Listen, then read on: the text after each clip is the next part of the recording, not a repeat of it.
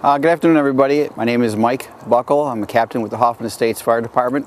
One of my duties is firefighter continuing education. Throughout the year, we do firefighter continuing education while on duty. In the fall, usually when it's a little bit cooler, we like to come out and do some live fire training here at the Carroll Stream Burn Tower. We give the firefighters scenarios. This year we had 9 firefighters on 4 different companies show up. We did a live fire burn on the 3rd floor. We also did roof ventilation. We did roof ventilation on a flat roof and a peaked roof. Those are some of the things we may want to encounter. This is as realistic of a situation we can get them in. We do come here at least once a year to get them that realistic fire training.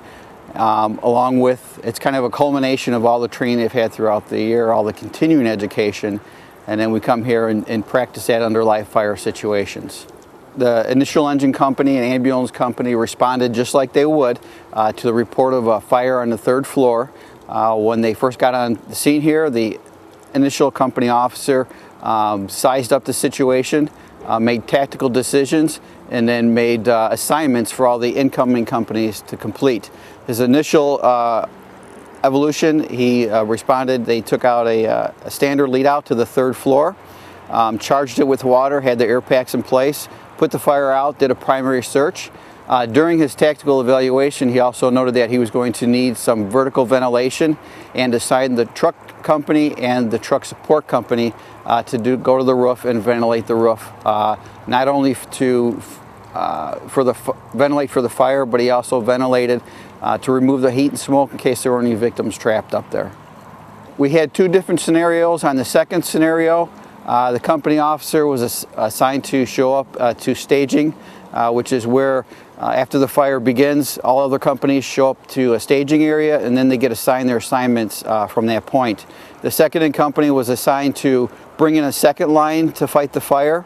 So they brought the 2nd line from the same engine company that was already on the scene and requested additional ventilation to the peaked roof, which is a pitched roof like you would see on a normal home, which is ventilated a different way simply because you're standing on an angle on the roof and then ventilated that way.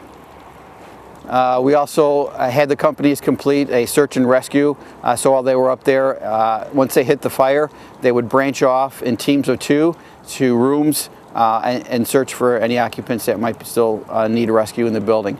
Also using the thermal imaging camera, which is a camera that helps us see through the smoke and see through the heat and allows us to find the victims that may be trapped. What we're doing today is after all of our live burn was completed, there's a new product on the market. It's kind of similar to like a fire grenade. It would be like a first in, maybe a police officer or the first in chief that gets on the scene can deploy it. It deploys almost like a hand grenade, a little bit bigger. You pull the pin, slide it or push it into the room of origin where the fire is burning. It emits an aerosol which separates the oxygen from the fire and puts the fire on hold until we can get in there with hose lines and put it out the rest of the way. It does not cause any other damage to the room or to any victim that might be within the fire.